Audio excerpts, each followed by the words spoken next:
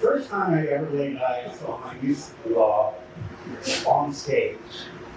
He was in production at UBC.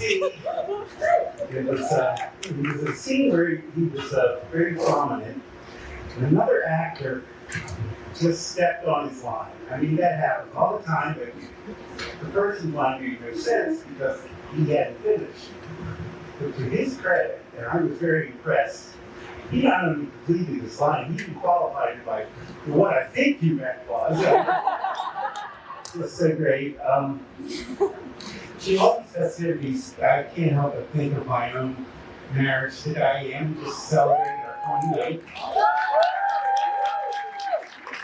And in the early stages of our engagement, my sister Lynn and my brother-in-law Jeff threw us a beautiful engagement party. It was just a perfect evening. As the evening was coming to an end, my Uncle Bill took me aside, and he said something I'll never forget. He said, "Marriage is less about love than it is about commitment." Now that's a pretty profound statement, and as much as I loved him for saying that at the time, again, I had just gotten engaged. Fast forward 10 years later, one gets home sick, the other one missed the bus, my wife's off defending her dissertation. You better have truckloads of commitment on that day. Well, these two not only have commitment and love, they can also improvise. And I think that makes for a very, very successful relationship. To my precious daughter, Lisa, and my new son, Michael. So, hey guys. If you know me, I know what you're thinking. This is the funniest girl in the room, so I'm about to laugh out loud at that. No. But I had trouble coming up with anything funny to say because my sister is just such a beautiful and sincere person. And whenever I thought about our childhood memories, of course there was laughter, but it was more so inside jokes that you guys, it would take more time than I have allotted to explain. But the story that I do want to tell is the fact that when we were children, the way that we always used to play together, because we have some similarities and we have some differences, but what we could always be guaranteed to do was go somewhere and like put on a little show. Not necessarily for other people, like when we went to the Hopkins Club for like Mother's Day or whatever, we would go to this like weird, creepy, like downstairs area that no one ever used. And we would put on our original shows, such as our Avatar: The Last Airbender musical. Yes, that was written. There were like 7 to 10 songs actually written by her when she was 11 or 12 or something.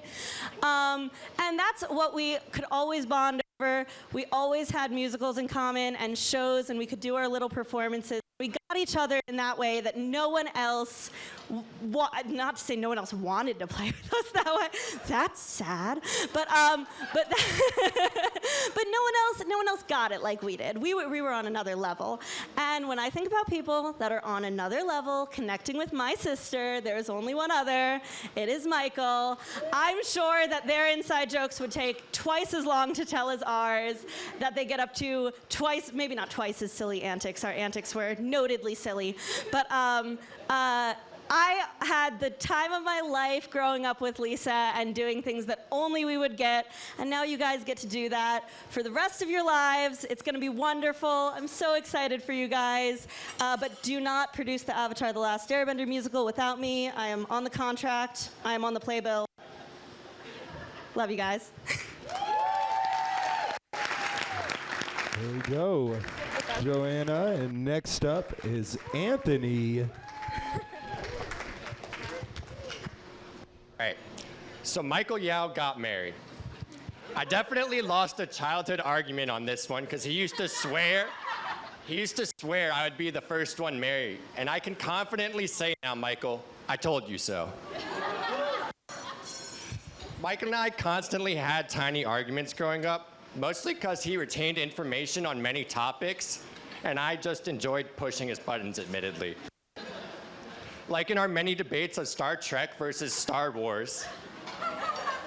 He would tell me the plot lines are less contradictory, or how the characters are just simply better developed. And I would have to respond with, lightsaber, go bzz. But whether it it was these lighthearted arguments or personal experiences, I constantly found myself pushing Michael. Like the time when we went to scout camp, and I would have to tell him that the spiders in our tent would not be the death of us. But if he kept waking Mr. Morris up to deal with them, he might be. It is a good point, Michael. Mr. Morris was not happy every time he woke us up. And the sound of beating spiders to death is definitely not white noise machine.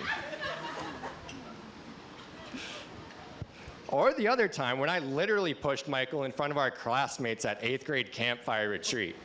Simply because of the aforementioned scout camp trips, I knew how much Michael enjoyed performing and singing in front of an audience, and he simply just wouldn't get up there by himself.